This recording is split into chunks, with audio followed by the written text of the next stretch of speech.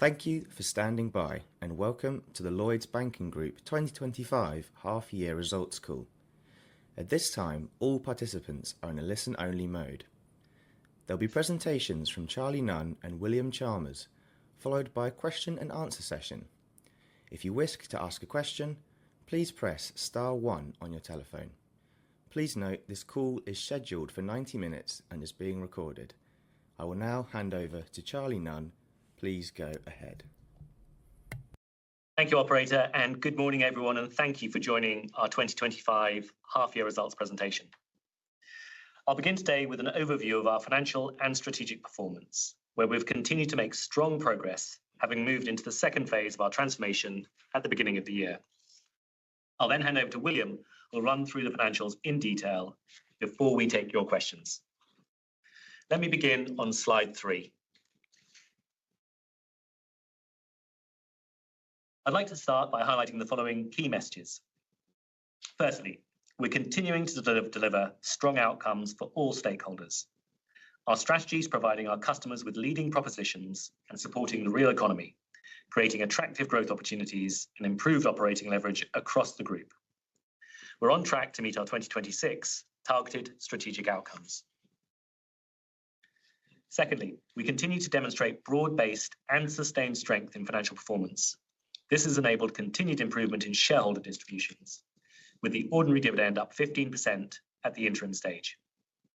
And finally, we remain confident of delivering higher, more sustainable returns. We are reaffirming our guidance for 2025 and remain confident in our 2026 commitments. On slide 4, I'll provide a few examples of how we're successfully delivering for all stakeholders. We continue to build a highly differentiated franchise. Our purpose is embedded throughout our business and is driving sustainable and profitable growth. For example, we've continued to take a leading role in supporting the critically important housing sector, lending more than £8 billion to first-time buyers and supporting over £1 billion of funding to the social housing sector in the first half. At the same time, we're delivering growth through our strategic initiatives in a number of areas. This includes significantly increasing our penetration of protection products for mortgage customers and gaining share in sterling interest rate swaps.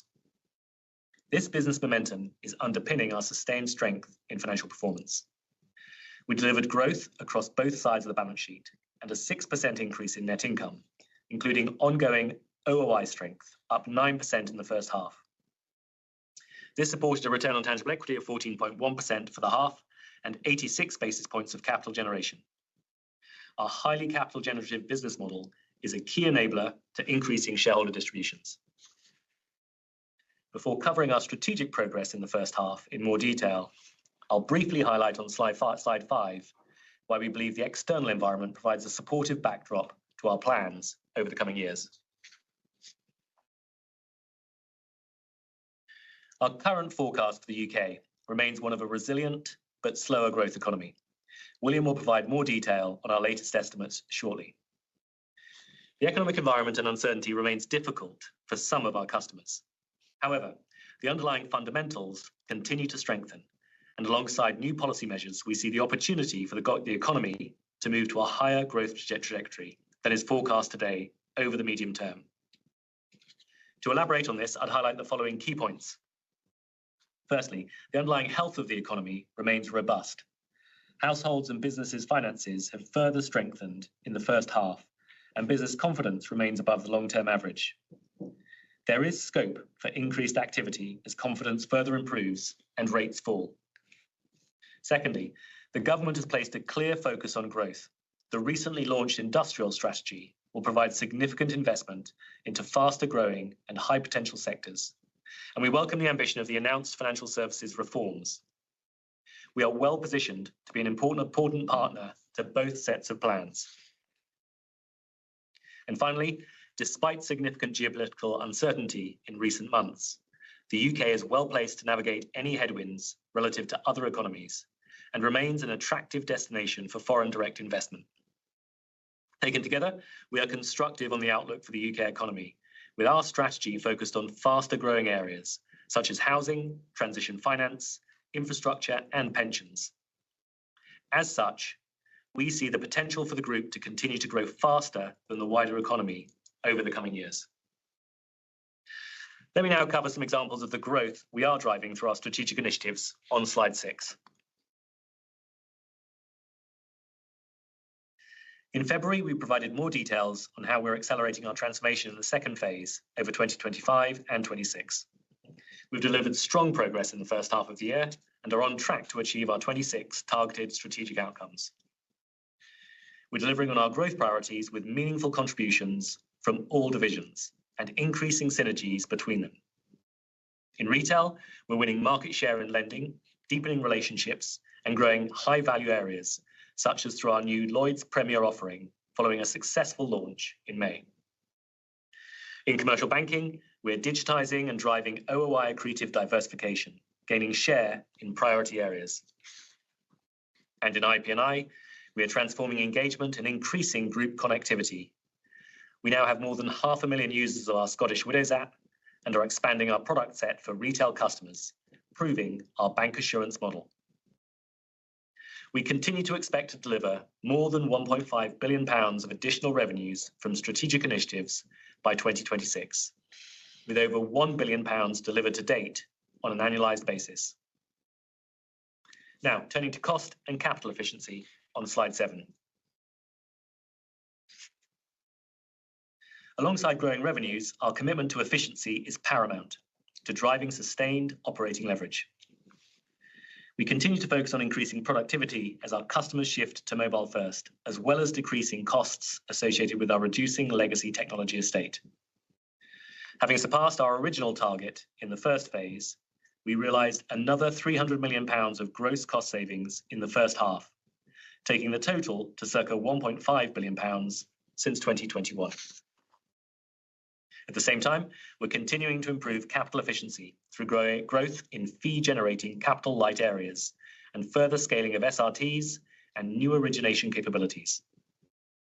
This supported more than £2 billion of additional RWA optimisation in the first half, taking the total to circa £20 billion since 2021. Our continued strong progress in these areas underpins our confidence in delivering a cost-to-income ratio of below 50% and more than 200 basis points of capital generation in 2026. Moving on to our enablers on slide 8. Our track record of digital, AI, and data investment is unlocking a competitive advantage, with leadership in this area being critical to long-term success. Significantly rationalising and modernising our estate in the first phase of our plan has created the capacity to increasingly shift our focus to driving revenue growth and further efficiency savings across 3 areas. Firstly, we're delivering leading experiences to our nearly 21 million mobile app users to drive increased engagement and build deeper relationships. Secondly, we're broadening our addressable revenue base by growing beyond financial services, such as through home and travel ecosystems and our market intelligence data propositions. And thirdly, we're digitising front to back through improved journeys and increased automation, reducing unit costs and the cost of change.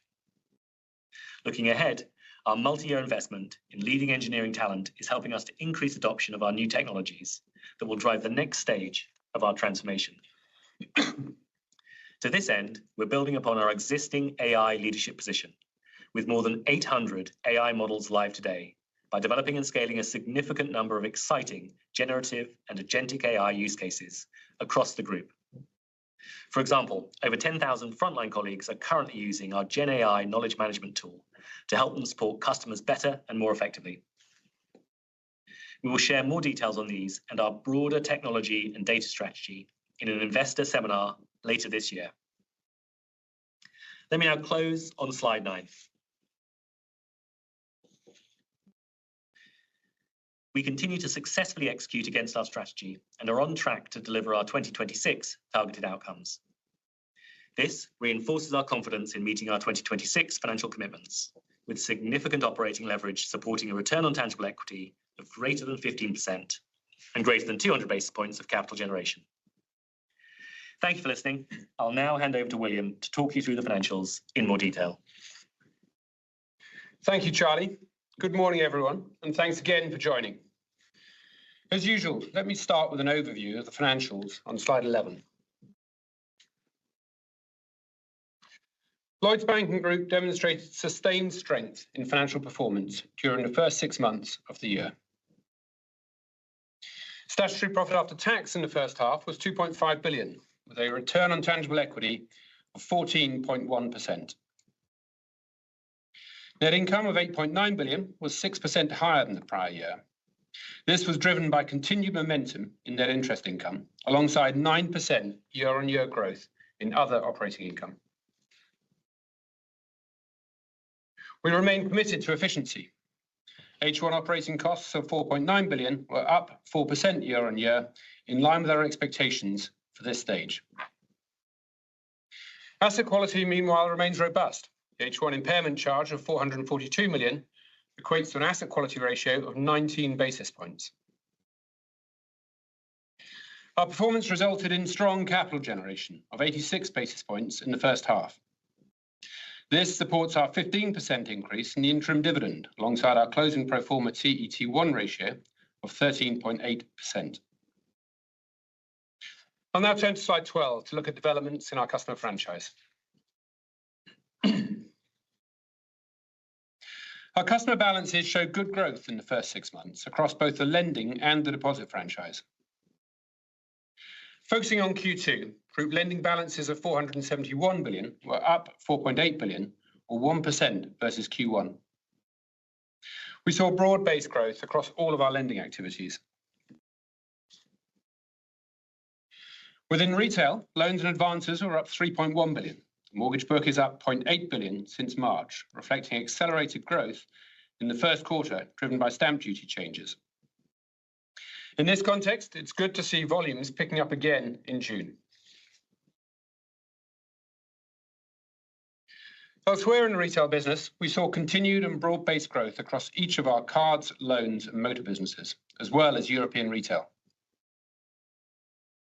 Commercial lending balances were also up in Q2 by 0.9 billion. Within this, we saw growth in CIB, particularly infrastructure and SPG lending. In BCB, net repayments were driven by government-backed lending balances. Excluding these, it's good to see the private lending business growing in the first 6 months, including in Q2.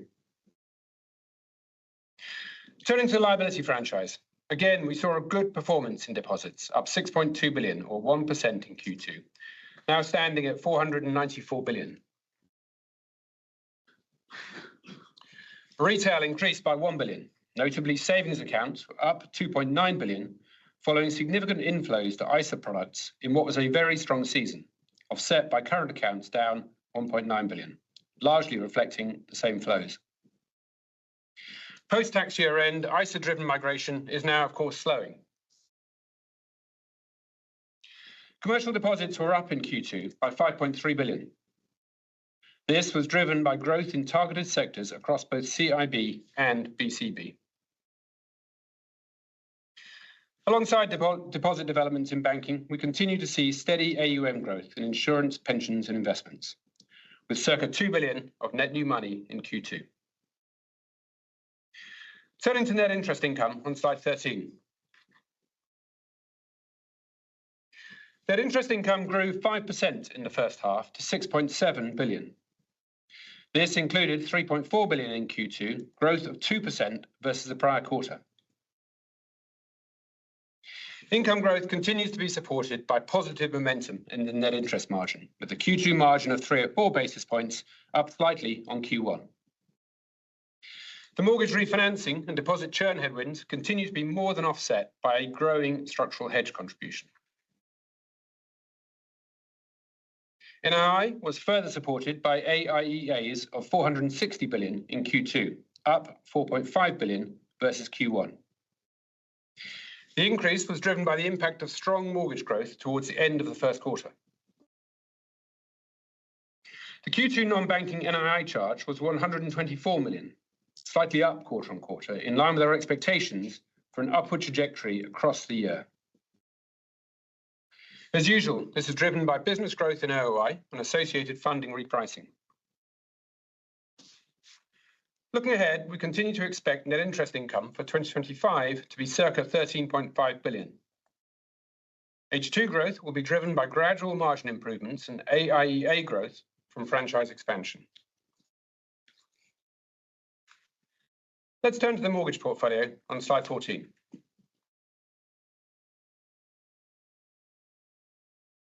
The mortgage book now stands at 318 billion. This is up 5.6 billion in H1 and 0.8 billion in Q2. Increased mortgage balances are a result of healthy underlying market demand, as well as our strategic initiatives in this area, helping to support a 19% market share of net new lending in the first half. In Q2, completion margins averaged around 70 basis points, slightly tighter than the prior quarter. Maturities in the book, meanwhile, remain higher at just over 90 basis points. Based on current applications, we expect the market to remain competitive and completion margins to be at or around Q2 levels in the second half. Needless to say, this will depend on swap rate volatility, competitive dynamics, and no doubt product margins elsewhere. As Charlie mentioned, we continue to enhance our depth of customer relationships in mortgages, including across business areas. 20% of new mortgage customers now take up protection insurance, an increase of 7 percentage points versus last year.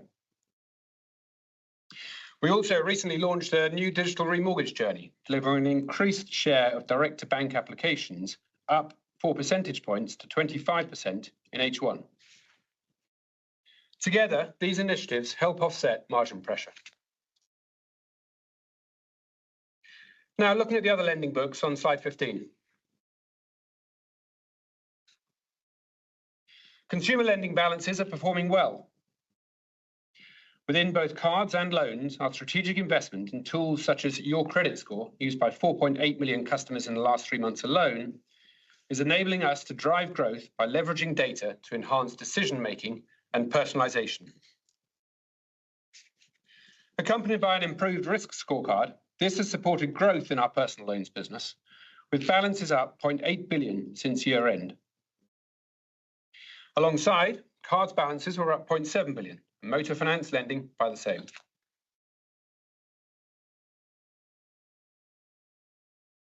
In the commercial book, lending balances increased by 1.2 billion in the first half. This was driven by growth of 1.8 billion in the CIB business, particularly institutional balances alongside securitized products. In BCB, balances were down 0.6 billion, but as said earlier, up 0.2 billion when adding back government-backed lending repayments. Delivery of the initiatives highlighted in Charlie's section earlier, such as mobile onboarding for SME clients, is clearly having an impact here. Moving on to deposits on slide 16. Our deposit franchise grew strongly in the first half of the year. Total deposits are up by 11.2 billion, or 2% to 494 billion.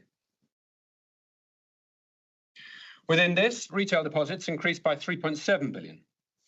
Continued growth in savings balances more than offset current account reductions.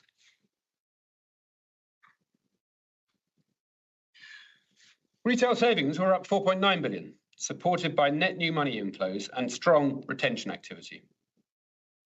This included a strong performance throughout what was a busy ISA season, up 30% on last year. Notably, our existing and new ISA customers are valuable to us, with average product holdings of almost 2 times the group average. Current account balances, meanwhile, fell slightly in the first half by 0.7 billion. Flows were driven by switches to savings, including ISAs, whilst wage growth and spend remained broadly stable. Pleasingly, commercial deposits increased in H1 by 7.6 billion, driven by growth in targeted sectors across both BCB and CIB. As you're aware, our deposit franchise supports the structural hedge, which I'll now update on. Our structural hedge continues to provide a significant and growing tailwind to income. The hedge notional currently stands at 244 billion, up 2 billion in Q2. This follows strong deposit performance in the first half. In H1, we saw gross hedge income of 2.6 billion, around 0.7 billion higher than last year. The average earnings rate on the hedge was circa 2.2% in Q2. The reinvestment rate for maturities, meanwhile, continues to be significantly higher than this. At around 3.5 years, the weighted average life of the hedge provides strong support for income going forward. Looking ahead, we continue to expect 2025 hedge income to be around 1.2 billion higher versus 2024. We also continue to expect 2026 hedge income to be around 1.5 billion higher than 2025. Moving on to other income on slide 18. We continue to build momentum in other income across the franchise. Other income of 3 billion in the first half was up 9% on H1 last year. This included 1.5 billion in the second quarter, also 9% higher year on year. Pleasingly, this growth is driven by broad-based momentum across the business, linked to our strategic initiatives as well as BAU growth. Within retail, 11% growth versus the prior year was supported by higher income from personal current accounts and continued strength in our motor leasing business. In commercial, year-on-year strength in transaction banking income was offset by lower loan markets activity. Having said that, more recently we've seen a healthy rebound in client activity levels. Insurance, pensions and investments delivered a strong performance in the first half, up 6% year-on-year. General insurance did particularly well, with income net of claims up 35%. Member contributions in workplace pensions, meanwhile, also saw good momentum. In equity investments, Lloyds Living is developing well, with income up 19% year-on-year, alongside LDC growth. Looking forward, we continue to expect strategic investment and BAU activity to drive ongoing growth in other income. Turning to operating lease depreciation. The first half charge of 710 million included 355 million in Q2, flat on Q1. This is a good result in the context of further adverse movements in used car prices, particularly electric vehicles over the second quarter. As mentioned at Q1, we implemented a number of significant strategic actions which have improved business performance and helped offset the impact of both asset growth and car price movements. These include enhanced used car leasing, remarketing agreements, and risk sharing with OEMs. Together, these should meaningfully reduce volatility in operating lease depreciation going forward. Moving to costs on slide 19. The group continues to maintain strong cost discipline. H1 operating costs were 4.9 billion, up 4% on the prior year, or 2% excluding the previously disclosed front-loaded severance charges in Q1. Second quarter costs of 2.3 billion are down quarter on quarter one, partly helped by investment timing, including lower severance charges. Overall operating costs are tracking in line with full year expectations, with business growth and inflationary impacts, including national insurance, partially mitigated by savings driven by our strategic investment. The continued pace of these investment-driven savings, including reduced cost of change, as Charlie highlighted, alongside income growth, gives us confidence in operational leverage and our medium-term cost-to-income ambitions. Looking ahead, we continue to expect operating costs of circa 9.7 billion for the full year. Remediation remains low at 37 million in the quarter. There was no further charge for motor finance. Let me move to asset quality on slide 20. Asset quality remains robust. Credit quality was stable in the period, with either stable or improving new to arrears seen across our portfolios. Similarly, early warning indicators remain low and stable. For example, minimum repayment levels in cards remain modest, as do RCF utilisation levels in commercial. First half impairment charge was 442 million, equating to an asset quality ratio of 19 basis points. Indeed, the second quarter continued the benign trends of the first, with a pre-MES asset quality ratio of 15 basis points. In Q2, there was an MES release of 44 million. This consisted of the removal and integration of the Q1 100 million charge to cover tariff risks into our base case assumptions. Alongside, we saw a benefit from improvements to the HPI outlook in retail. Together, the observed performance and MES outcome resulted in a low Q2 impairment charge of 133 million, or an asset quality ratio of 11 basis points. Our stock of ECLs on the balance sheet is now 3.5 billion, remaining circa 400 million above our base case. We are very confident in the balance sheet, given our prime customer base and a prudent approach to risk. We continue to expect the asset quality ratio to be circa 25 basis points for the full year. Let me briefly update on our latest economic assumptions.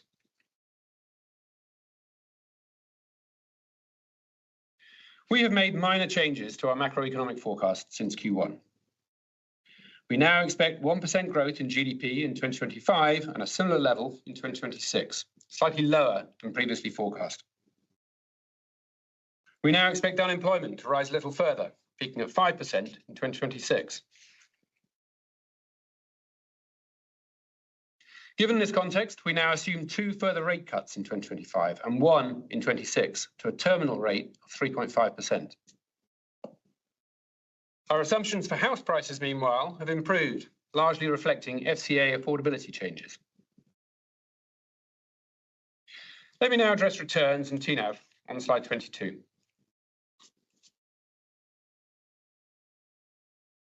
The return on tangible equity of 14.1% in the first half is a strong performance, including 15.5% in Q2. Within the H1 performance, the volatility and other items charge of 48 million was driven by negative insurance volatility and the usual fair value unwind, partly offset by gains on the sale of our bulk annuities business, which completed in the second quarter.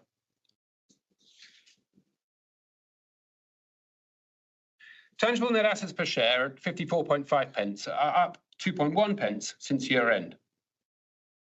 The increase was driven by profit build and the unwind of the cash flow hedge reserve, offset by shareholder distributions, including the full year ordinary dividend payment in April. As usual at this time, TNAV is also temporarily suppressed by an accrual for the share buyback over the H1 close period, with no corresponding share count reduction. This is worth 1 pence per share and will mechanically reverse in Q3.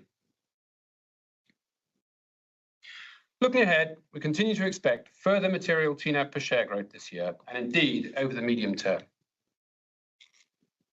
Alongside, we continue to expect the return on tangible equity for 2025 to be around 13.5%. Turning now to capital generation on slide 23. Capital generation was strong in the first half of the year, including in the second quarter. Within this, total RWAs ended the first half at 231 billion, up 6.8 billion in H1 and up 1.3 billion in Q2. The increase was driven by lending growth, partly offset by optimization activities and credit calibrations. Q2 also saw a partial reversal of the 2.5 billion temporary RWAs that we mentioned at Q1. The remaining balance of around 1.2 billion will reverse in the third quarter. Just to note that no new additions for CRD4 secured risk ratings were taken in the first half. We will revisit the position later this year. Given healthy banking profitability and the interim insurance dividend, capital generation of 86 basis points in the first half was, as said, a strong result. Looking ahead, we continue to expect full year 2025 capital generation to be circa 175 basis points. Capital ratios are strong. Closing pro forma CET1 ratio after 50 basis points of ordinary dividend accrual is 13.8%. I'll now move on to capital distributions on slide 24. The group's strong capital generation continues to support sustained growth in shareholder distributions. Today, the board announces an increased interim dividend of 1.22 pence per share, 15% growth on last year. As usual, we'll consider further capital distributions at the year end. Dividends per share have grown consistently over our strategic plan, now up more than 80% versus 2021. Alongside this, we have undertaken consecutive and significant share buyback programs. These have reduced the group share count by circa 16% since the end of 2021, supporting growth in value for our shareholders. By executing on our strategy for the benefit of all stakeholders, we expect this growth in distributions to continue, returning material excess capital to our shareholders. As before, we remain committed to paying down to a circa 13% CET1 ratio in 2026, with the end of 2025 being a staging post towards that target. Let me now wrap up the financials on slide 25.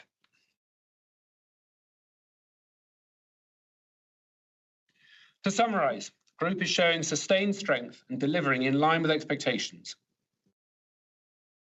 In the first 6 months of the year, we saw continued growth in net income, cost discipline, and robust asset quality, driving strong capital generation and an increased interim dividend. Looking forward, and based on this sustained strength, we feel very comfortable with our 2025 guidance and remain confident in our 2026 commitments. Both, as you can see, are set out in full on the slide.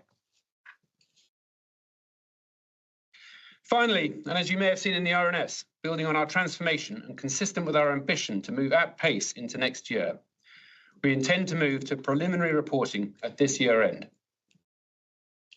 Accordingly, we will announce our full year 2025 results on 29th of January 2026, with our full annual report and accounts following on the 18th of February.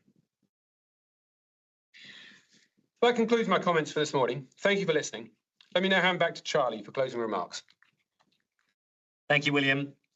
So, to briefly summarise, I'm very pleased by our strong progress in the first half of the year. We're delivering significant strategic change in the second phase of our transformation and remain on track to meet our 2026 targeted outcomes. This underpins broad-based and sustained strength in financial performance, with our highly capital generative business model supporting increasing shareholder distributions. The group remains on a clear path to delivering higher, more sustainable returns. We're reaffirming our 2025 guidance and remain confident in our 2026 commitments. Thank you for listening this morning. That concludes our presentation, and we're now very happy to take your questions. Thank you. If you wish to ask a question, please press star 1 on your telephone keypad. To withdraw your question, you may do so by pressing star 2 to cancel. There will be a brief pause while questions are being registered.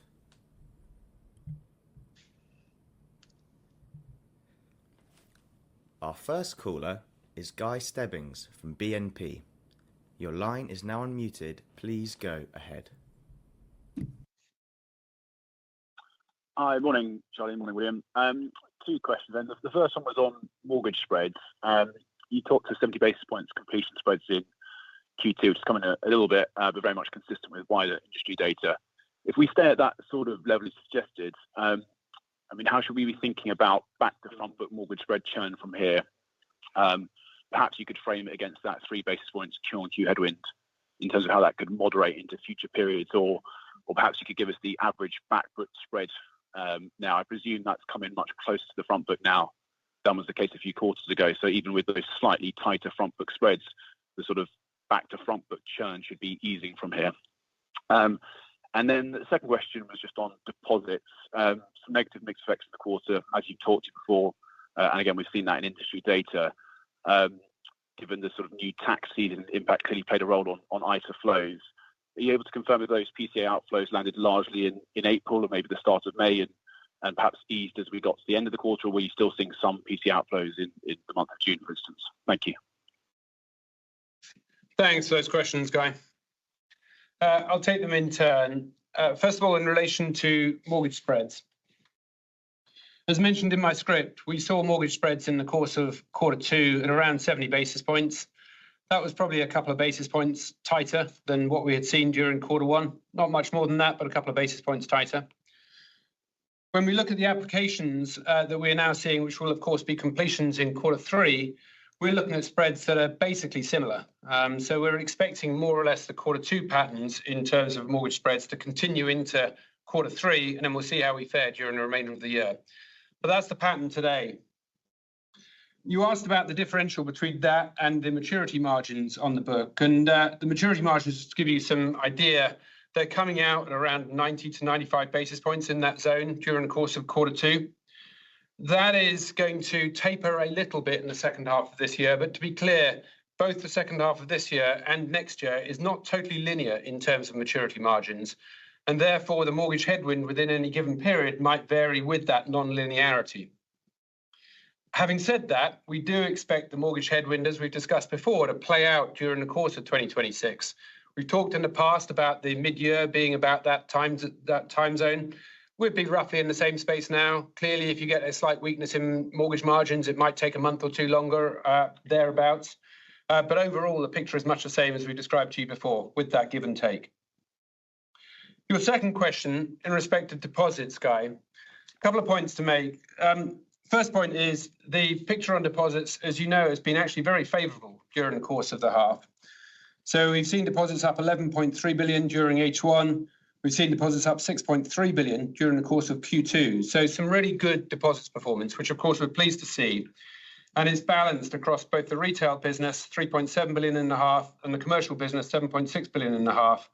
Overall up 2%. Good to see the deposits franchise working. Now, within that, there are clearly some moving pieces during Q2. And most notably, you highlighted there the PCA movement.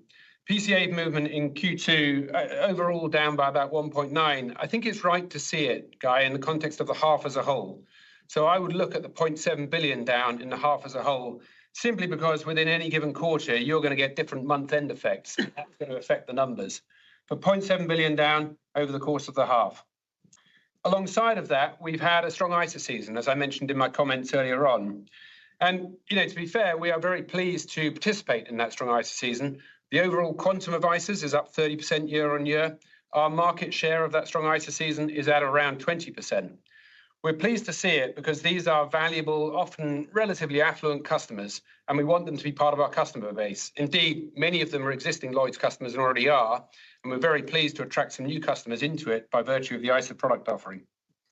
In addition to that, ISA customers tend to have broader product holdings with the group, deeper product holdings with the group. And I mentioned in my comments just now that that was around twice the group average.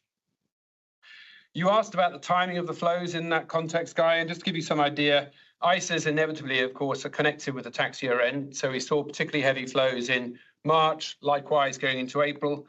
But to give you some idea, the flows that we saw in April were then more or less cut in half by the time we got to May.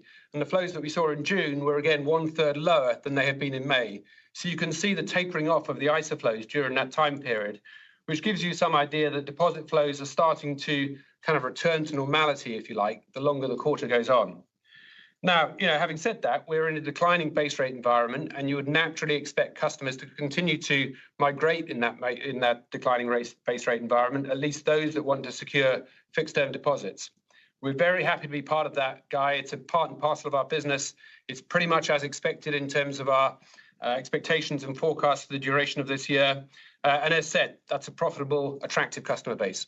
So hopefully that gives you some insight into the dynamics of the deposit base, Guy. Results today. Thanks. Thank you. Our next caller is Benjamin Toms from RBC. Your line is now unmuted. Please go ahead.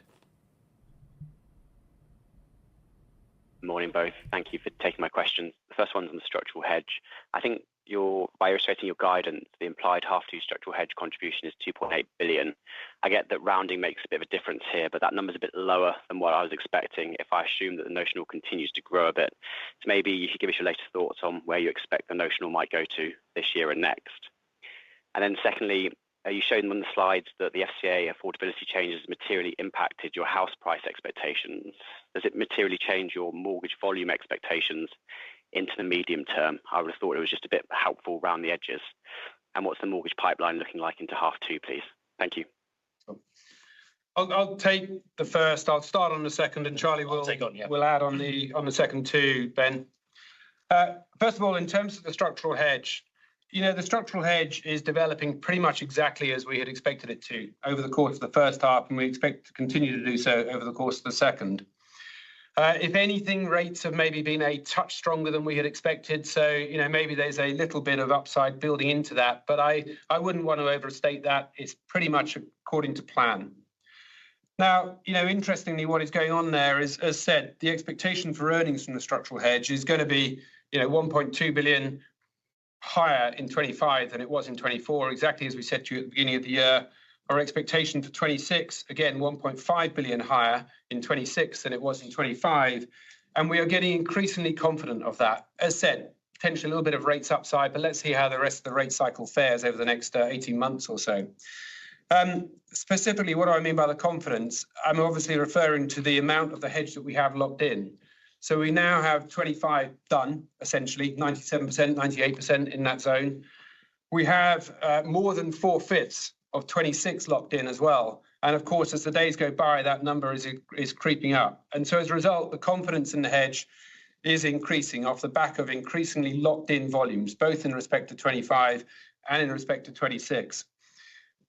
In any given period, having said that, Ben, you're going to see the structural hedge contribution ebb and flow a little bit. You saw a strong contribution to the margin from the structural hedge in quarter one. I think it was about 10 basis points. You saw a slightly weaker but still strong contribution from the structural hedge in quarter two. I think it's about 7 basis points. Looking at quarter three, because of maturity dynamics, it's going to ebb away a little bit from that, but that's fine. That's pretty much exactly as we planned. And then it will strengthen significantly going into the fourth quarter. I realise I'm giving you probably more detail than maybe even you want, Ben, but nonetheless, hopefully it's helpful in terms of giving you the picture as to how we expect the structural hedge to mature. As said, very much consistent with our expectations. One further point to make before I leave that topic. By the time we get to the end of 26, as I think came up at our year-end results, we are still seeing a yield on the structural hedge that is below the yield that we currently see in the swap markets for term offerings.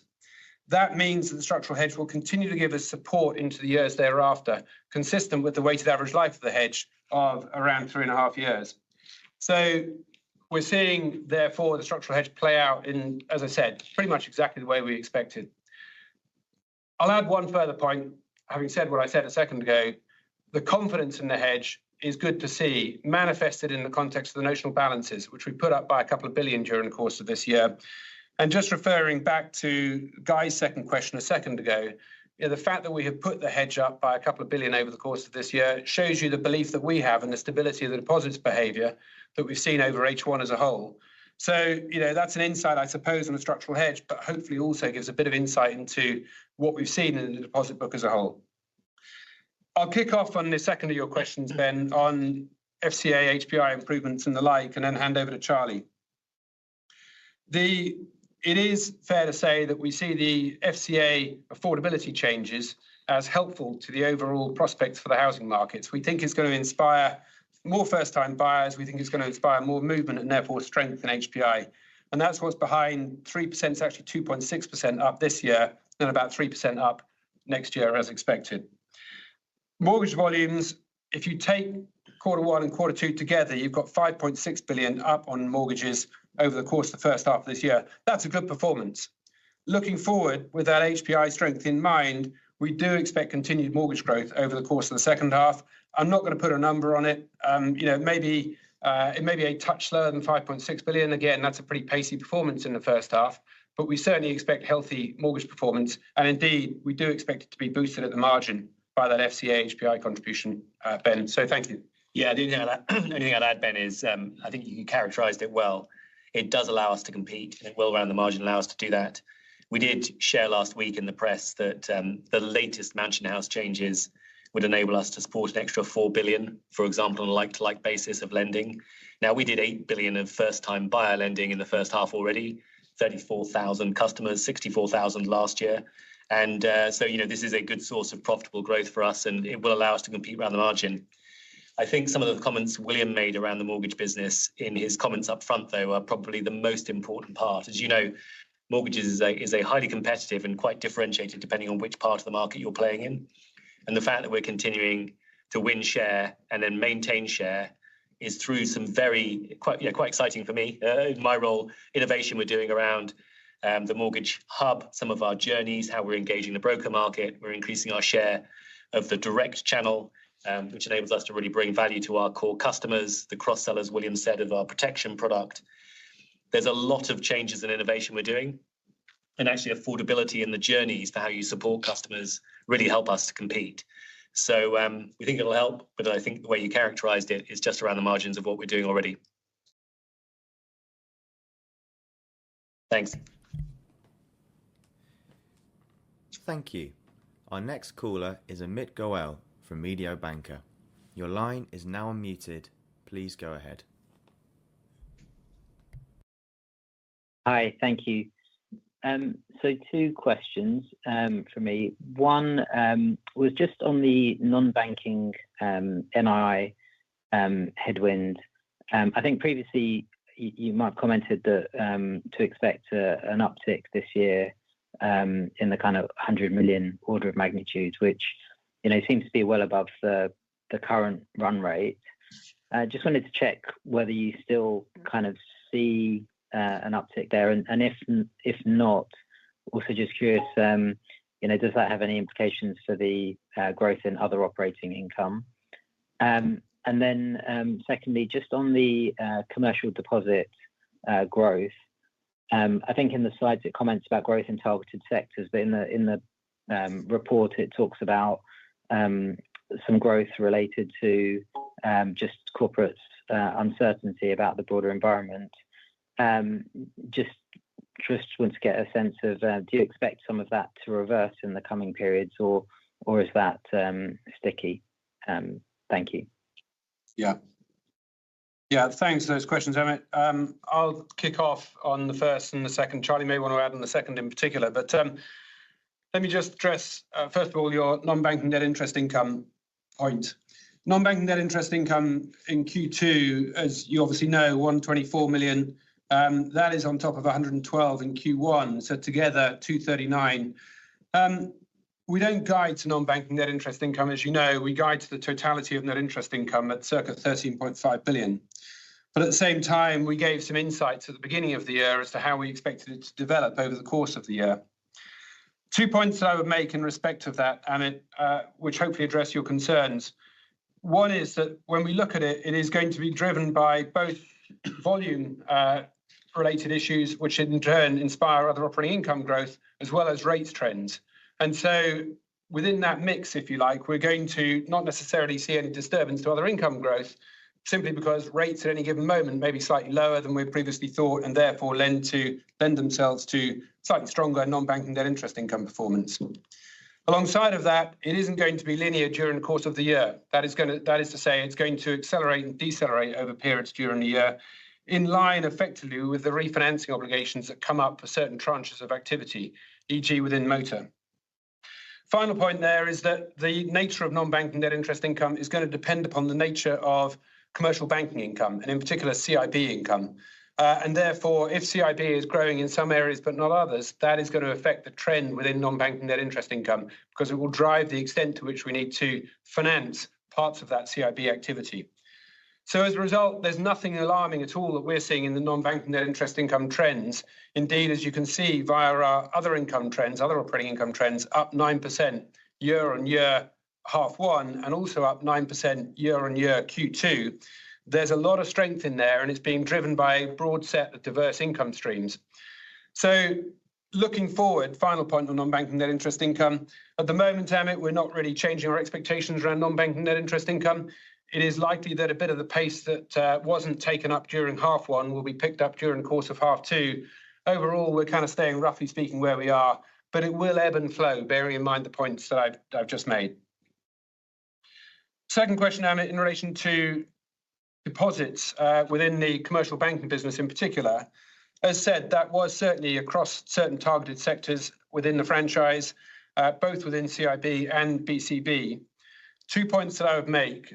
One is in respect of the volatility point, what we have seen is a little bit of wealth managers parking their cash in the context of relatively volatile markets. That was particularly evident around the April part of this quarter. Will it be transitory? Will any of it leave? It's hard to say, to be honest. I mean, that is to say, we've been predicting some of this stuff might leave for a couple of quarters now, and actually it's been remarkably sticky and stayed with us, which is obviously a good thing, both from a franchise point of view and an earnings point of view. So, if we see markets that are more benign, if wealth managers start to take maybe more market bets, that could influence at the edge some aspect of those CB deposits. I don't think it will be necessarily be terribly much.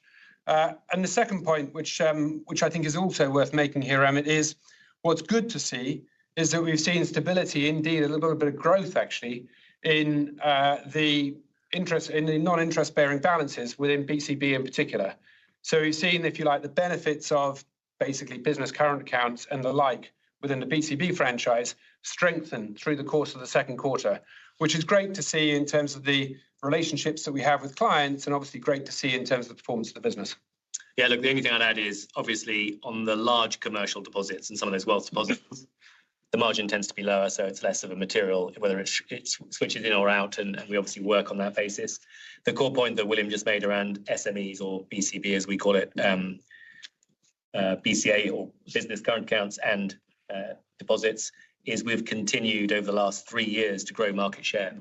So we see that really importantly. It's, as you know, the SME segment's a hugely important segment for the economy. It's a very profitable business for Lloyds Banking Group, and it's a very liability-driven business. It's typically only a 30%-ish loan-to-deposit ratio. So winning in market share there is really important, and we continue to see we either win or strengthen or maintain our position, which is really important. Thanks, Amit. Our next caller is Ben Cavan-Roberts from Goldman Sachs. Your line is now unmuted. Please go ahead. Morning both. Thank you for the presentation and taking the questions. So just two from me, please. First, on cost of risk. So you had an MES release in the quarter and reiterated the 25 bip guidance for the year, but I do note you took up your unemployment base case a bit and took down GDP assumptions. So how are you thinking around the underlying asset quality of the loan book at the moment, given it does sound like you're not expecting any meaningful change in the trends from here, given the relatively constructive backdrop you're seeing for the UK economy? And then secondly, on equity investments, how do you see the opportunity set there, particularly given this was a focus of the recent Mention House speech? Thank you. I take it first. Yeah, I'll take it. Second, Charlie. Thanks for the question, Ben. First of all, maybe just to give a bit of context in terms of impairment during the course of the half and the quarter. Half one impairment, 442 million, as you know, that's 19 basis points comfortably inside of our circa 25 guidance for the year. In the half as a whole, ex-MES, ex-multiple economic scenarios, that is, the impairment performance is at around the same level, that is to say 19 basis points. So it's true pre and post multiple economic scenarios. Within Q2, we're seeing, as I mentioned in my script earlier on, a similarly benign pattern, 11 basis points, but of course benefiting in the quarter at least from MES relief. But if you look beneath that, you'll still see within Q2 observed impairments, 15 basis points in terms of the impairment level, which again gives you an idea as to the relatively benign trends that we're seeing. And that is across both the retail franchise, particularly benign, but also true within commercial banking, where really the only types of impairments that we have seen during the course of the quarter have been idiosyncratic in relation to particular sectors, which have run into some issues. E.g., the fibre sector in Q2 has been an example of that. So very benign performance across the piece, within retail, within commercial. How does that fit with our MES adjustments, if you like, our forecast adjustments? I would make the observation that the changes to forecasts that we've undertaken between quarter one to quarter two have been really at the margin. They are relatively minor overall macro adjustments. GDP, we expect to grow 1% 25, 1% 26. That takes 25 up a little bit because of a strong first quarter. It takes 26 down a little bit. And then shading up of unemployment, but only by about 20 basis points or so, from about 4.8% peak to about 5% peak. And then alongside of that, the HPI changes that we mentioned earlier on. In that context, it allows, we think, the Bank of England to accelerate one of the bank base rate changes that was previously going to be 26 in our estimates into 25. You add all of that together, Ben, and the changes in whole are not terribly significant. As we look at the performance of the client base right now, again, both on the retail and also on the commercial side, everything that we're seeing is constructive in terms of that overall macro backdrop. So early warning indicators, for example, new to arrears, minimum repayments within cards, utilization of RCFs or liquidity levels within commercial, they're all pretty supportive of a strongly performing customer base, obviously off the back of prudent risk underwriting standards, but also off the back of that relatively stable macro forecast that we're putting out, Ben.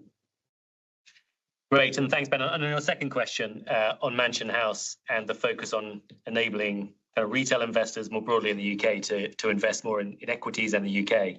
Look, we really welcome this. And in fact, our strategy in 22 assumed this would be a bigger part of the economy going forward, and we're positioned to really take advantage of it. I suppose there's two lenses where there's been kind of regulatory reform focused. One is through the pensions business. Obviously, pensions is actually the biggest way in which people take equity risk. As you know, DC schemes, which is where our workplace pension business focuses, is about £1 trillion in the UK, with a strong bias towards equities and investments. So we see that there's ongoing opportunity for us to grow that business. We're launching an LTAF, a long-term asset fund. It's announced now, it's coming later this year. It'll provide more choice to pension customers. And then the consultation they're doing, which my expectation is it'll be a few years out, or come over the next few years, to increase contribution rates, would again just provide the kind of growth engine, that consistent growth engine we have through that business, an opportunity to continue to grow even faster than it is already. And then the second part is around bringing advice and guidance and helping more broadly the UK population invest in equities and other risk-taking assets. And as you know, the RDR regulation that was launched in 2014 came into effect around 2016, basically limited the ability to provide advice to people who had less than 75 to 100,000 pounds worth of money to invest. And yet those are the customers that most need support.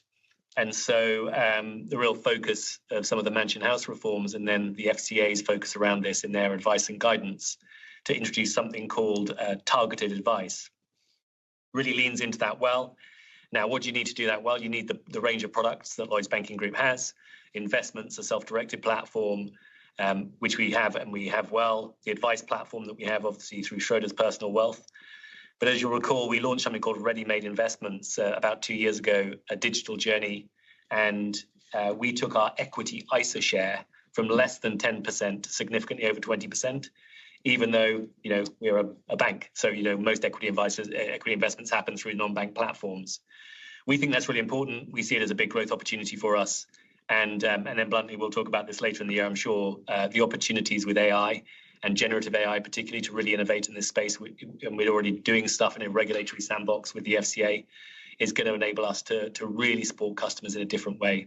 Now, that's not going to grow the income line quickly. It takes time to engage customers, to build their assets, for them to invest over months, quarters, years, and for that to drive the top line.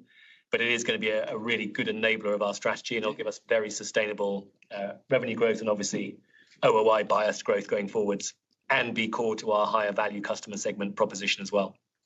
So very supportive around what they're doing. And I think it just gives us more support around our strategy.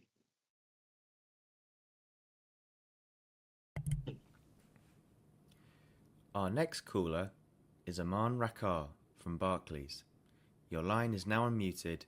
Please go ahead. Good morning, Charlie. Good morning, William. I had two questions, please. It's ominous by its absence so far on the call, so I don't know what you can really say on it, but interested if there's any colour that you could add on motor finance. Obviously, you haven't taken a charge in the quarter, but there have been some developments, particularly around the interest rate that the FOS is looking to apply to new cases that come in. I'm not sure if that's going to apply to any potential remediation scheme by the FCA. But there have been some developments. I know we're awfully close to the Supreme Court ruling, hopefully. So it might not be the easiest thing to talk about. But yeah, any colour that you can give on your expectations there would be really helpful. And then the second question was on the protection penetration rate, which I guess the data point that you've been throwing out there for a few quarters now. Two-part question. So how high do you think this can get? So what proportion of mortgage customers do you think could ultimately take a protection product from you?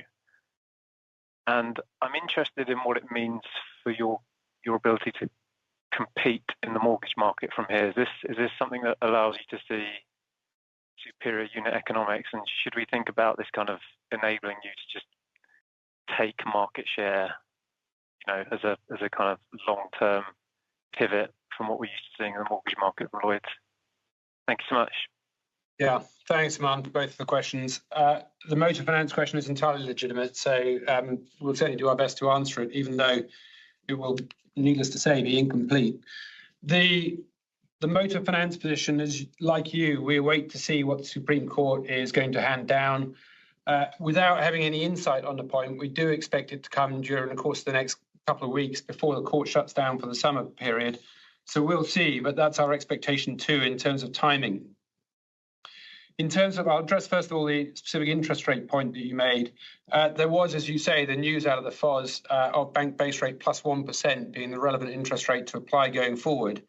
It is, as you also say, Aman, unclear as to what that applies to, whether it is cases such as the motor case that are in play right now, or whether it is only forward-looking. And I think we have to see how that is clarified. The one point that I would make is that we are hopeful that it will apply to both on the basis that it would seem a little odd for it to be, if you like, an accident of timing as to which interest rate you get. So, let's see how that plays out. But we are hopeful that it should, in theory at least, apply to both. But we do not have clarity on it, to be clear, right now. Should that be the case in terms of the financial impact on it, as you know, our provision is built up of a variety of scenarios from a legal perspective, from an FCA perspective, and from a customer response perspective. And those scenarios have variables that are playing out in different ways within them. Some of them have lower rate scenarios, some of them have higher rate scenarios in terms of the rate that will be applied. And that is what it is important to bear in mind in the context of figuring out what the difference of that bank base rate plus 1% will make. It does make a positive difference to our provision, to be clear. It does make a positive difference, but it isn't simply swapping in that interest rate for what was previously, let's say, the 8% rate used in other FCA inquiries because of that scenario-based approach that we have employed to figuring out what the provision is. In relation to the motor finance and where we are in terms of how we might look at the provision over the course of the coming weeks. To be clear, as said, we have a variety of scenarios built into the provision. Those look at or envisage different Supreme Court outcomes. They also envisage different FCA outcomes, and they also envisage different customer response outcomes. And so therefore, there is a base case of outcomes, if you like, whereby the Supreme Court comes out with a judgment and we don't actually make any change to the provision because we want to see what the FCA does before we make any determination as to what the provision impact might be. Now, clearly, there are outlying Supreme Court scenarios whereby the Supreme Court says something that is at either end of the distribution of probabilities, either very good or alternatively very bad. And we would have to look at that and figure out what the financial implications of that might be in the moment that the judgment gets handed down. To be clear, that is not our base case. But we obviously have to see what the judgment says at the time that it says it. So that hopefully gives you some insight on motor finance. And like you, Aman, we look forward to moving expeditiously with this and getting it behind us. Protection penetration, I'll make some comments Charlie may wish to add. But first of all, as you say, we are really pleased to see protection penetration in the context of our mortgage offering going up in a fairly consistent way. I think when we spoke at the year end, it was around the 15% mark. We're now speaking at it's around a 20% mark, and that's really good progress. To give you some idea of what is behind that, the mechanics of it, what used to be a very cumbersome two-part customer journey is now a fused together, much more straightforward, singular customer journey. And it is predominantly that has made a difference in terms of our ability to offer a more value-added customer proposition in a kind of time frame, if you like, that the customer is willing to listen. It is also behind that a value-added product, to be clear, at the same time. And so we think we're giving really good value to the customer, as well as obviously securing a good outcome for the group as a whole. And that's what's helping us build the penetration going forward. Our aspiration, to be clear, Aman, is to do better than that. We would like to succeed and go beyond the 20% that we're at right now. We believe that best practice out in the market is at least another 50% on top of what we've seen to date. And so we would aspire to be that. In fact, as a bank assurer, we'd aspire to do better than that, to be clear, Aman. But, we'll take it one step at a time. Does that affect our competitive position in the market?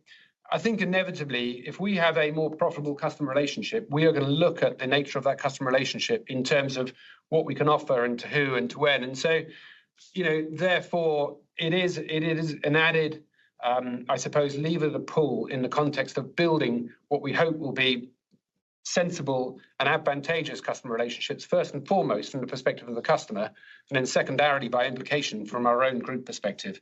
I hope over time that contributes to strengthening market share. But so far, at least, we're taking it one step at a time, and I think progress has been so far so good, and we'll look for more going forward. Yeah, look, the best practice in the world is kind of 30%.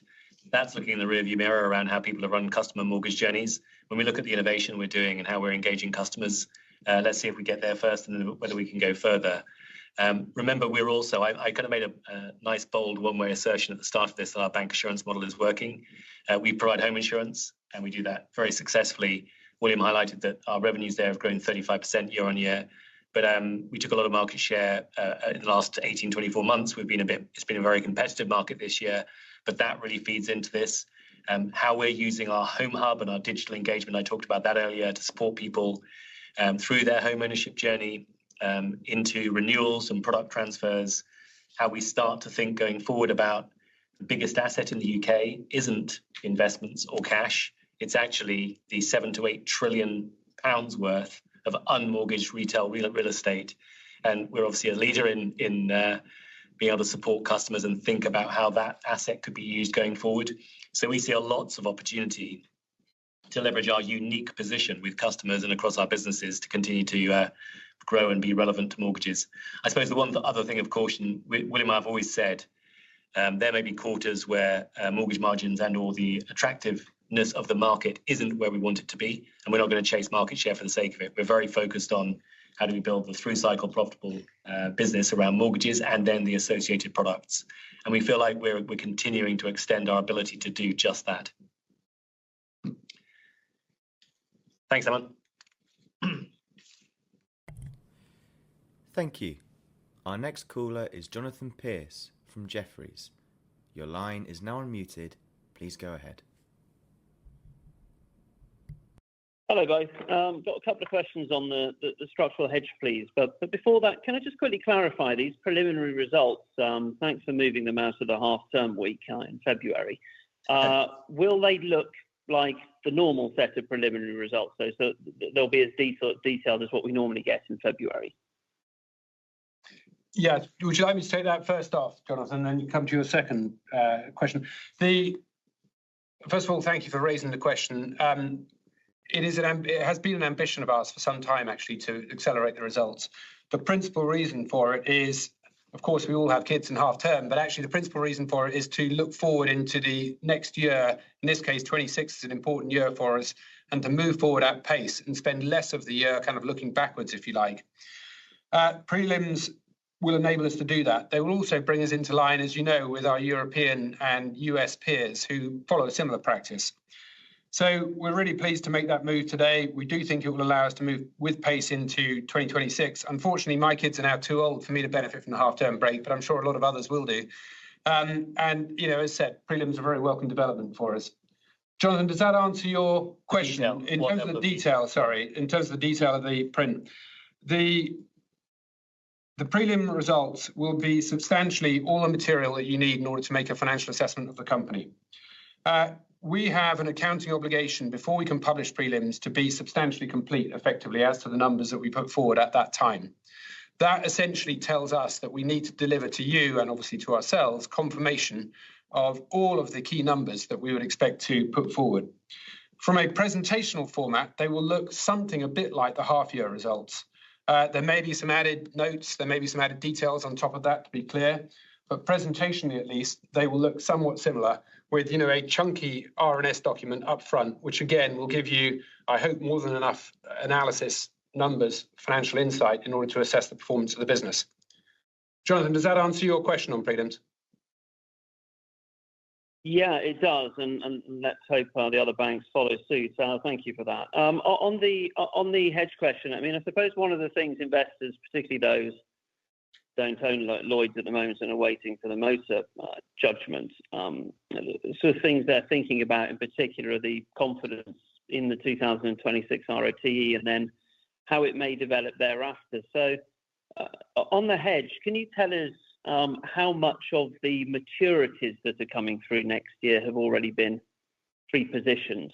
I know you've said over 80% of the income is locked in, but how much of the maturities are pre-hedged? And then the post-2026 piece, as you say, your guidance is pointing to about a 2.7% yield on the hedge on average next year. There's still probably an under-earn versus the current curve of 4 percentage points of ROTE. Could you give us a little bit of a flavour as to, but there's lots of moving parts, but when that will start, when that will come through? Is it pretty linear in 27 and 28? Is that how we should think about it? Thank you. Yeah, thanks, Jonathan.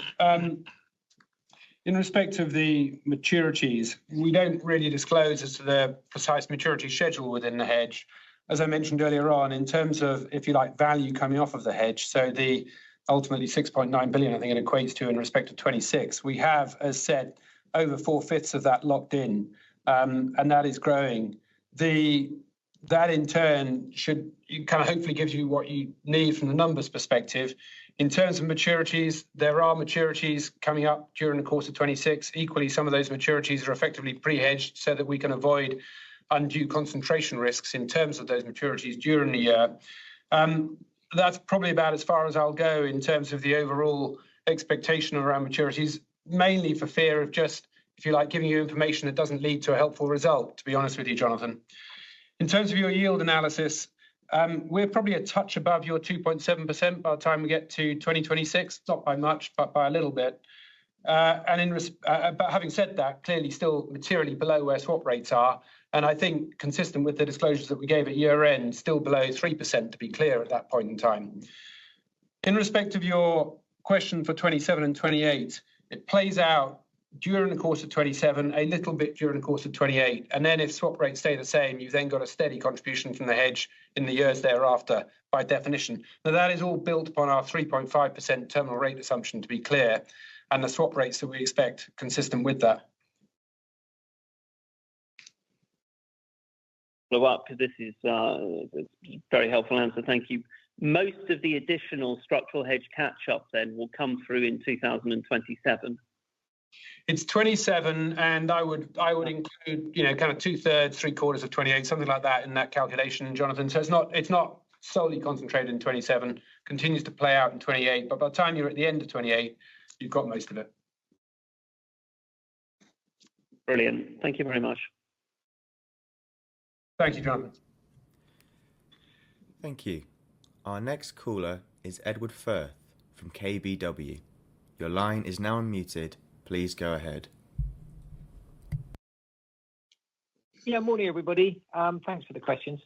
I just had two questions, actually. One was just clarifying the answer, the question on motor finance, and not about the liability, really, but just to get my understanding of the timetable right, because I think you said in answer to the earlier question that you still expected something in the next 2 weeks. But if I read the website right, I don't think they're due to give you a judgment next week, and then we're closed for the summer, I thought. So could I just clarify, am I missing something on that? Because I guess you'll have much better advice than I do on exactly how the Supreme Court works.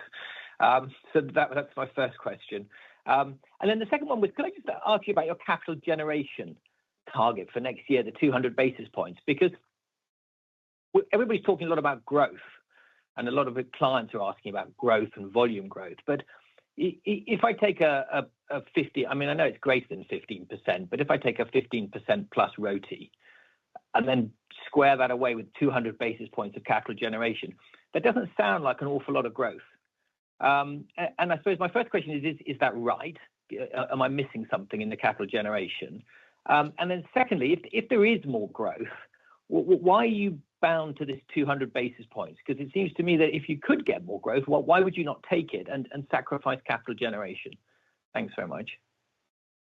Yeah, thanks. I'll kick off on the first one. I'll add some comments on the second one, but then hand over to Charlie to complete the answer on the second there, Ed. In respect of the first, I mean, first of all, we do not have any insight on the motor timing or the nature of the judgment that is anything in addition to what you have, to be clear. So, you know, we await it in just the same way as you do.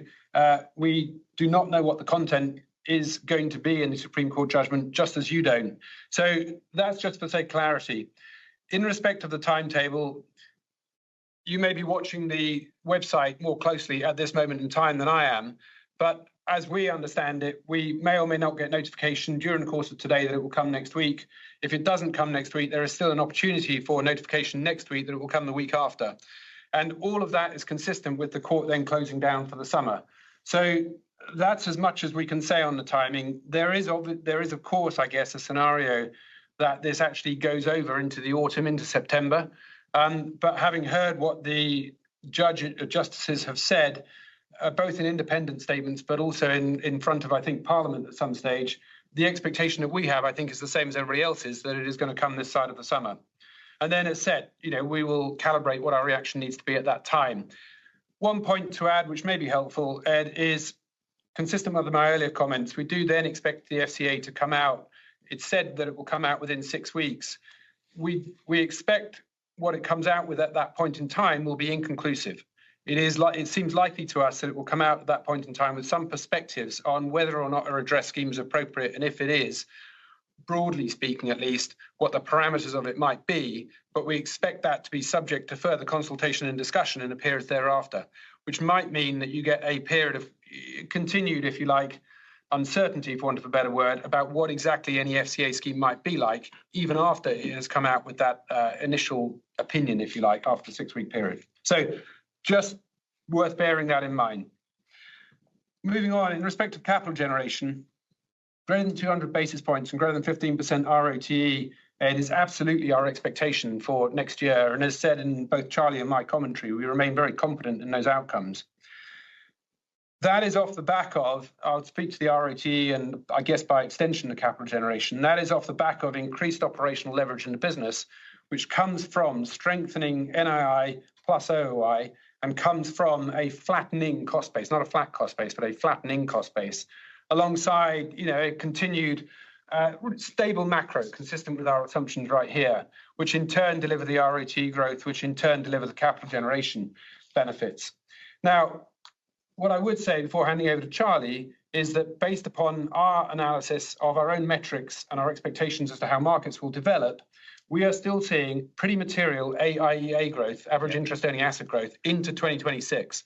And that is a reflection of continued performance on the asset side, supported by continued strength in the deposit offering, you know, not unlike what we've seen during the course of the first half of this year. So I really don't think that we are making a profit versus growth trade-off here, Ed. In fact, I think we're seeing both play out at the same time during the course of 26, which is very consistent with the strategic investment that we have made alongside, again, a stable macro. Yeah, no, I think that's the key point, right, Ed? We see growing the balance sheet profitably, let's be clear, profitably, as a very good investment, given the returns of the business and what we're doing. And, you know, the plan for this year, you've seen the first half's performance, you've felt our confidence, I hope, around we'll continue to see asset growth. You can never judge the market, but we'll continue to see asset growth in the second half.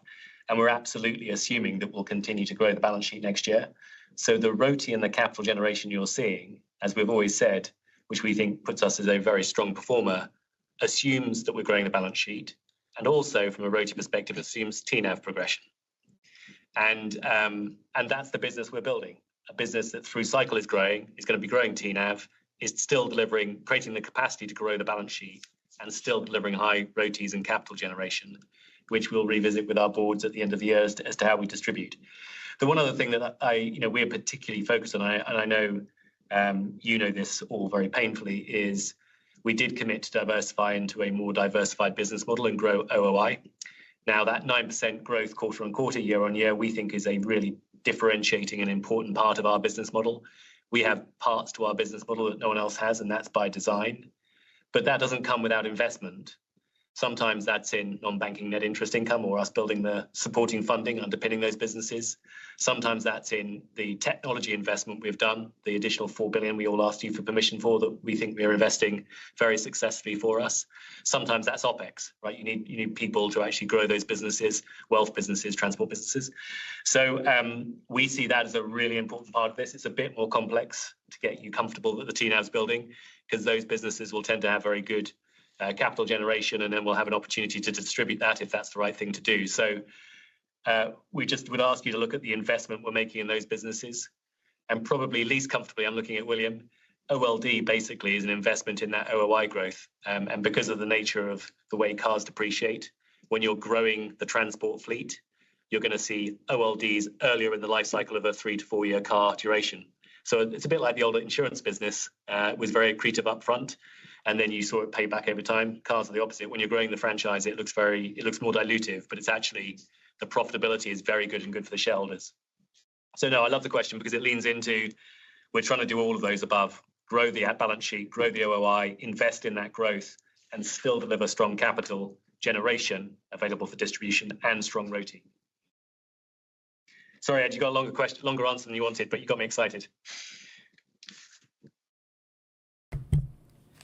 But I suppose just mathematically, a 15% return is around 210 basis points of capital generation, something like that. So, I mean, I get it's greater than 15, so it could be 16 or 17, whatever, but it doesn't feel like it. If that's the sort of base level, I'm just trying to think what else I might be missing in terms of capital generation. I guess it could be some of the cash flow hedge reserve coming back, but is there some other big chunk of capital that I'm missing in terms of how you're going to finance that growth? I don't think so, Ed. I would just make the comment, the cash flow hedge reserve is neutral on capital, so that will not be part of the contributory factors at all. I think what you're seeing is continued ROTE performance, which is off a combination of capital intensive and capital light activities. Charlie just talked there about OOI. Many of the OOI activities are actually relatively capital light, and you can see that witnessed in terms of some of the activities going on within the insurance business, for example, right now. And so you have the potential, if you like, to drive the ROE, not just off the back of the lending businesses, which grow RWAs and therefore the capital need associated with them, but also to drive ROE off the back of, let's say, a strengthening wealth business, types of activities, workplace pensions, for example, which are relatively capital light and therefore consistent with capital generation alongside a decent ROE. Thanks very much. Very helpful. Thank you, Ed. Thank you. Our next caller is Jason Napier from UBS. Your line is now unmuted. Please go ahead. Good morning. Thank you for taking my questions. The first one, please, for William. I appreciate exactly what Charlie was saying a moment ago about the investment in OLD. Being cognizant of the fact that there was the revaluation of the fleet in the second quarter and that there may have been some costs associated with that. I just wonder, William, can you give us a sense as to what the clean number for the quarter might have been and how you think about growth from here? It's good to see that the hedging and risk mitigation is working. Just a sense as to how we should think about the evolution in the remaining 2 quarters of the year. And then I have a question for Charlie, secondly, please. Sure. Yeah, thanks, Jason. Just to spend a moment on not least depreciation, you'll have seen the Q2, as you obviously did, was 355 million, which is stable on Q1. In fact, exactly the same number, which is an accident rather than a design. But the fact that it was stable was definitely a design. That was intentional and the result of reasonably significant management initiatives, which I'll describe in just a second. Now, underneath that, what have you got going on within that number? You've got 2 or 3 moving pieces. One is you've got growth in the business, which is a function both of increased fleet size, which of course drives other operating income results and growth in that area. Alongside of that, you've got higher value vehicles, which likewise drives other operating income performance and is behind the retail, or part at least, of the retail growth within OOI. So those are both good to see. At the same time, you've also got RV prices, and in particular, electric vehicles within RV prices showed a bit of weakness during the course of quarter two. In fact, weakness that was beyond our expectations during the course of quarter two. At the same time, the third component of what is going on in that number is a series of management initiatives that we talked about at Q1, which include things like lease extensions, which include things like remarketing, both of which give significant value to the customers, and therefore they are very strong customer propositions, alongside improved deals, if you like, in the context of our auction sales process, which gives us better second-hand car prices. The combination of those initiatives had a beneficial effect on operating lease depreciation, not just in Q2, but will have a beneficial effect on operating lease depreciation going forward. So that if you see continued weakness, let's say, in electric vehicle prices, if you see that, then we're not immune from it. But on the other hand, we are now much less exposed to it than we were, let's say, 12 months ago, 6 months ago, by virtue of these types of measures. As a result, what you'll see is an op lease depreciation line, Jason, going forward, which is going to be much more stable than you have seen before. Again, not immune from difficulties in LV pricing should those arise, but more stable than what you have seen before, and more closely tied in to underlying business growth, if you like, which in turn is what drives other operating income. I won't give you a precise number to forecast op lease depreciation with, simply because it's not one of the lines that we give guidance on. But over the course of this year, we do expect that operating lease depreciation line to be, as said, less volatile, more predictable, linked into the other operating income growth that we see, in line with fleet growth, in line with higher value cars growth, which hopefully gives you some idea for predicting and making forecasts in your modelling, Jason. And Jason, you had a second. That's helpful. And yeah, thank you, Charlie. The second question was really following on from what you were saying about investment in the business and so on. And my eye was caught by the disclosure on page 8 that tech run and change costs are down 20% since 2021, while you've hired 8,000 people and are investing billions in tech and so on. So the half of the question is, what do you mean by that disclosure? What are you saying about the composition of the spend then and now? Because aggregate costs are up nearly 20% over that period. And then secondly, if you think about the investment thesis into next year, the way I see it, Lloyds is going to produce something like 8% jaws, consensus thinks, in 2026 on the back of, and that's pre-remediation.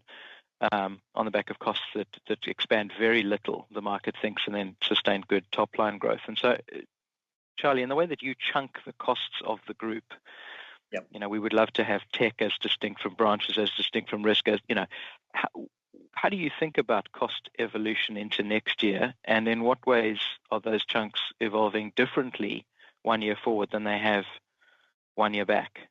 Yeah, no, thank you, Jason. It's a really important question. I know. Let me just talk about 26 is the way you've asked the question. And I might, although we're not giving guidance beyond that, obviously, I think the exciting part for the group is what's achievable in the future, which we'll obviously come back to later in detail, but not for now. So look, the first thing is William laid out, I think, the overall cost trajectory. We've got our hard cost target for this year. And I think language you use, William, is when you think about achieving the 50% cost income ratio for next year, we are expecting good top-line revenue growth, and we're expecting a flattening, not a reduction in costs. And that's how we get to our 50% or less than 50% cost-income ratio. So at the macro level, at the kind of top line that you look at and you hold us accountable for, I think that's still the right way to look at it. Obviously, for us and how we manage this, it's very differentiated by different parts of the business. So let me just give you some examples. I'll start with the one you started with, which is tech and change. Look, the dynamic on run and change for tech, is there's a need for us to continue to drive significant productivity and gross cost saves. And I'll talk about that on both sides. But at the same time, we're investing more and delivering more innovation. So we're reinvesting some of that back into the business.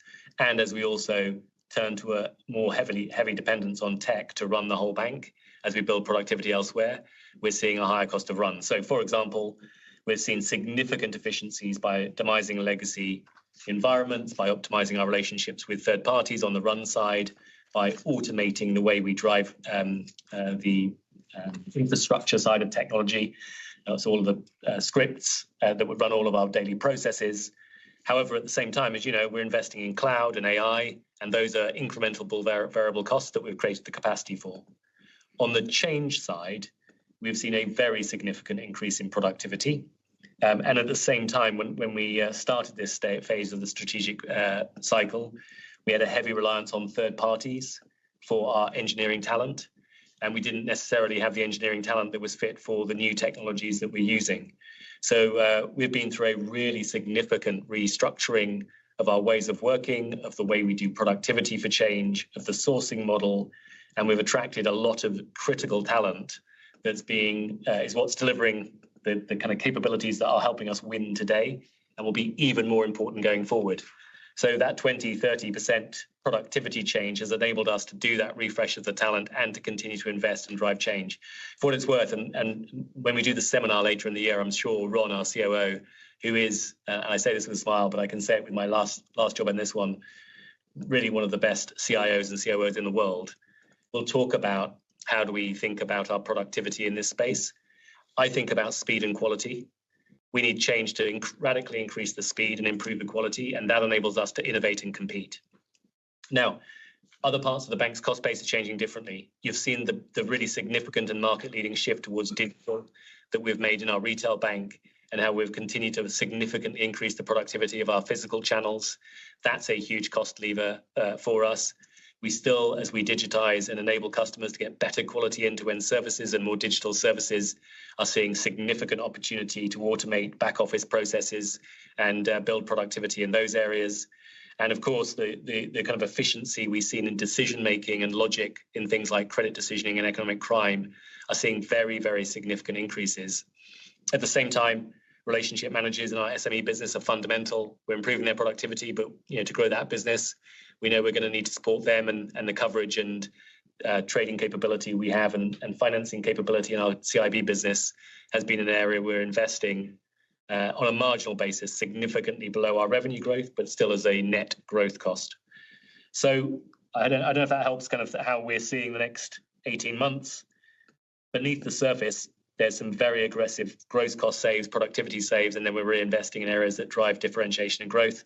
Net, the cost at the top level of the bank, we're seeing will deliver 9.7 billion this year and then flatten into next year. Just one thought for going forward, of course, is we see the opportunity to continue to drive efficiency and productivity as an ongoing opportunity. And then the use of AI, and specifically generative AI, we think will give us another ability to drive a step change in that into the future. So we'll talk more about that when we talk about our next phase of our strategy, but that's why we're investing heavily in those capabilities. You mentioned the 8% jaws. That's exactly what we expect. Very clear. Thanks very much.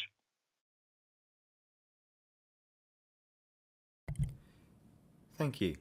Our next caller is Chris Cant from Autonomous. Your line is now unmuted. Please go ahead. Good morning. Thanks for taking my questions and for the presentation.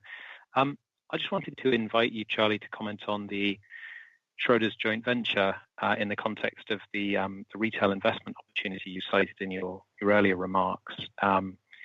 It's obviously something you inherited. Is that something you're happy with the performance of? And when we think about the retail opportunity going forwards with the advice changes, are you expecting to capture that through the JV, or is it something that you're going to seek to capture more through kind of Lloyds standalone product, for instance, the ready-made investments suite that you mentioned?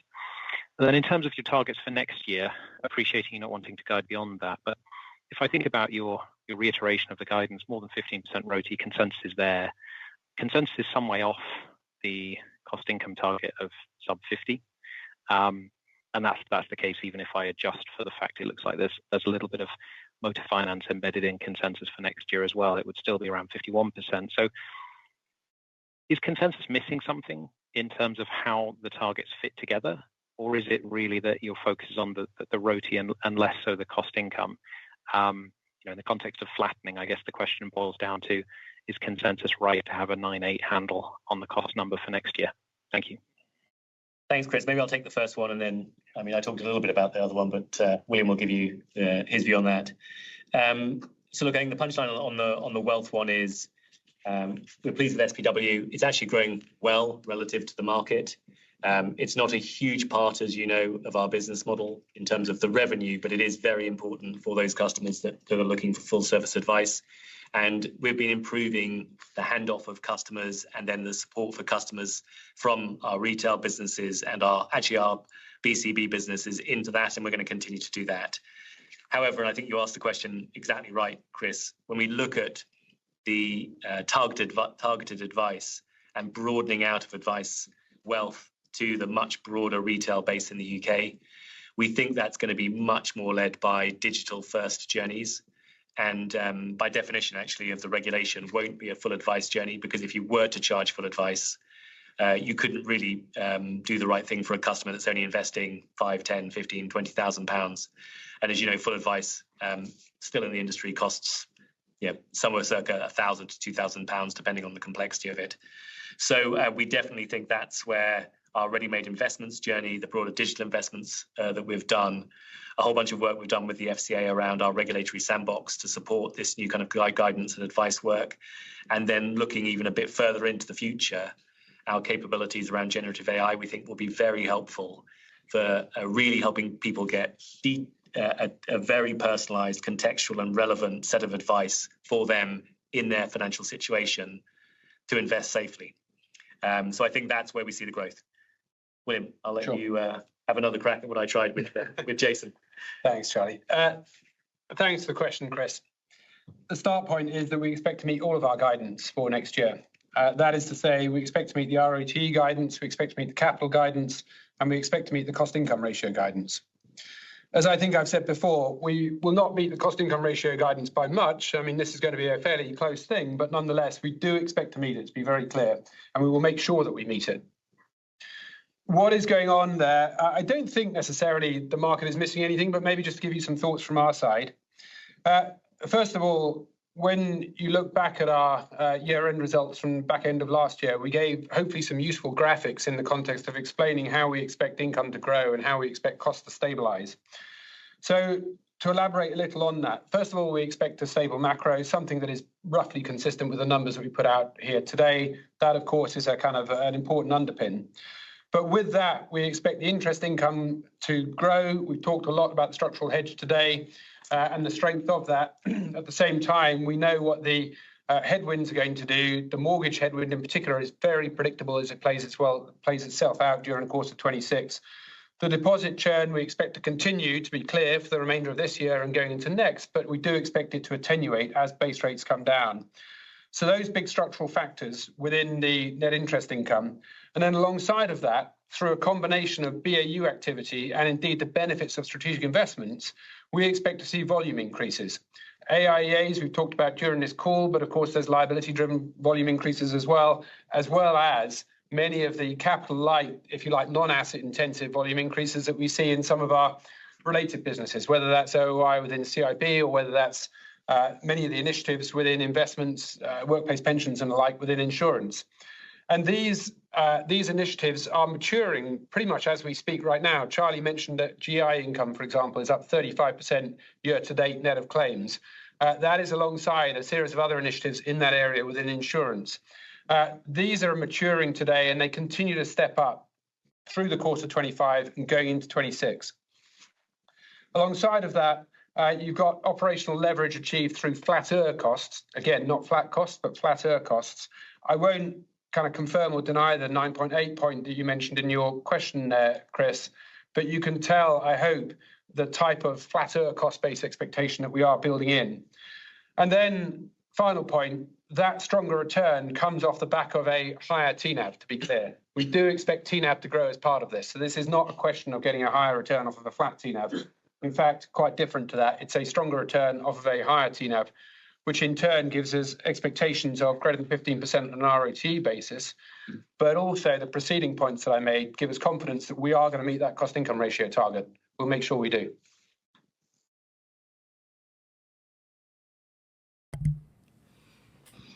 Thank you.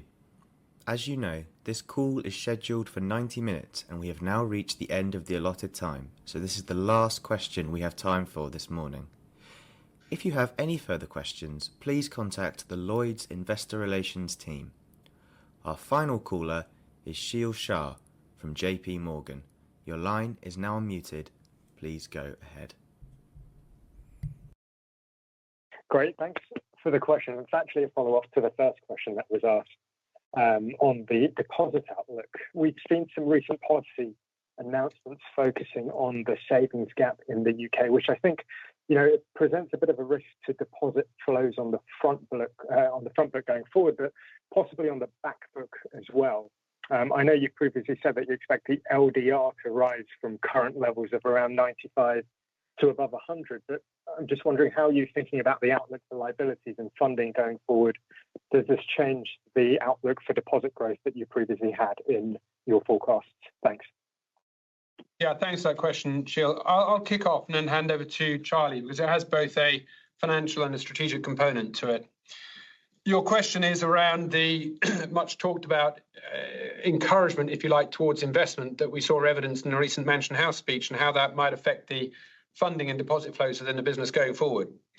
So with that in mind, as you can see, we've enjoyed very strong deposit growth during the first half of this year. We expect continued deposit growth during the second part of this year. The loan to deposit ratio within the business right now is 95%, as you can see. That gives us an awful lot of room for continued asset growth going forward and in support of those AIA expectations that I mentioned for second half of 25 and indeed going into 2026. The strength of the deposit franchise is really across the piece, from personal current accounts through instant access and into fixed term. I think any encouragement that is given to investment deployment, if you like, I do not see as coming at the expense of the overall deposit base, which I think will continue to stay strong because of the strength of the franchise, because of the strength of the brands, the product offerings, the branch network, the customer base, and so forth. I think that is going to continue to be the case. There is a point, and this is where I'll hand over to Charlie, that if individuals are encouraged to diversify their investments, it is most likely to impact those individuals that are otherwise going into cash fixed-term savings. Those cash fixed-term savings are inherently the lower margin part of the deposit base that we have. And when they go into investments, there is a decent chance there's actually some margin pickup from that transfer. And if it does, being a kind of, if you like, bancassurer who has a combined cash and investments offering, which is, of course, one of our key strategic advantages, is something that we'll be very happy to accommodate. I'll hand over to Charlie for the strategic perspectives. Yeah, thanks, William. I think you made the key points. Look, there's a few other markets in the world that are pretty mature on this. And what you learn from them is those two things. First of all, you really want to be the provider, whether people are holding their money in cash or in equities, whether they're holding in a tax wrapper or in a pension solution or straight in a self-directed platform. You want to be there for your customers and be able to meet their needs. And the way you build sustainable through cycle profitability for Lloyds Banking Group will be to be that provider. And what's exciting for us in this context is we're almost unique in the UK in our ability to bring those services and those offerings. And then the second thing that William said, which is critical, which is if we are successful, we'll typically be taking lower value deposits and putting them into investments or equities. And that's not always the case at different times in the cycle for different customers, but it's exactly where you would start. The third thing that's important, look, I hope this happens relatively quickly. My experience in other markets is this will take us a few years. I hope we build confidence more broadly in the UK to invest appropriately in risk-based assets. I think it'll be good for all of us, actually, including everyone on this call, and for the UK. But my experience is it doesn't happen overnight. It happens over a few years, building confidence, people making decisions.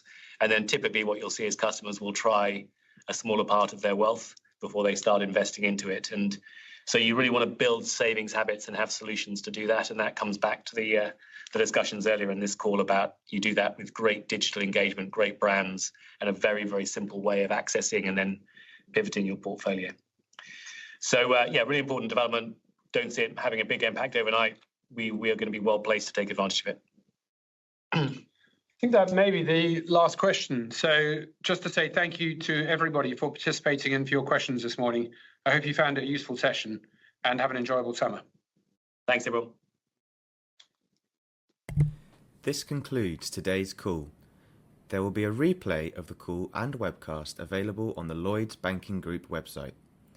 Thank you for participating. You may now disconnect your lines.